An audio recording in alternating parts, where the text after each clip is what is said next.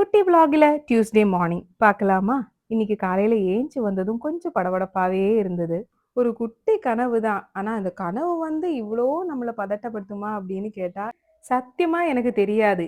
இன்னைக்கு நான் இந்த கனவு பார்க்குற வரைக்கும். ஆக்சுவலி இன்னைக்கு வெல் பிளான்டா இருக்க வேண்டிய ஒரு நாள், ரொம்பவே மெஸ்ஸி ஆக்குனதும் இந்த ஒரு கனவு தான். என்ன கனவு அப்படின்றது சீக்ரெட்டாவே இருக்கட்டும். என்னோட ஃபாஸ்டிங் ஸ்டார்ட் பண்ணி இன்னைக்கு முதல் டியூஸ்டே வருது. அதனாலேயே இன்னைக்கு ஒண்ணு சாமிக்கு பிரசாதமா வச்சுட்டு சாமி கும்பிடணும் அப்படின்னு நான் மனசுல நினைச்சிருந்தேன். எப்பயுமே என்னால தனியா அதுக்குன்னு சமைச்செல்லாம் வைக்கிறதுக்கு இம்பாசிபிளான ஒரு விஷயம். ஏன்னா பாப்பாவ வச்சுட்டு ரொம்பவே கஷ்டம். அதனால என்கிட்ட என்ன இருக்கோ அத வச்சு தான் நான் சாமி கும்பிடுவேன்.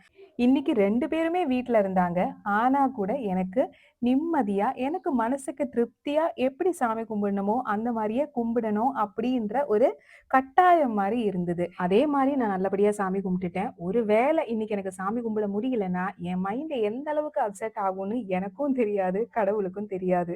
எப்பயுமே எனக்கு கொஞ்சம் இன்டிமேட்டான விஷயங்கள் நான் எங்க அப்பா, அம்மா கிட்ட கூட ஷேர் பண்ண மாட்டேன். ஏன்னா நான் ஹேப்பியா இருக்கேன் அப்படின்னு நினைச்சுட்டு அவங்க சந்தோஷமா இருப்பாங்க. ஸோ அவங்க சந்தோஷத்த நான் கெடுக்கிறதுக்கு தயாரா இல்ல. எப்பவுமே நம்ம மத்தவங்கள டிபெண்ட் பண்ணாம நம்மளையே ஹேப்பியா வச்சுக்கிறதுக்கு சில விஷயங்கள். அது சில டைம் ஒர்க் ஆகும், சில டைம் ஒர்க்கும் ஆகாது. இந்த மாரி சிச்சுவேஷன்ஸ்ல எல்லாம் நீங்க என்ன பண்ணுவீங்கன்றத கண்டிப்பா கமெண்ட்ல சொல்லுங்க. இன்னைக்கு மார்னிங் ரொட்டீன் இப்படியே முடிக்கிறோம். வாழ்க வளமுடன்.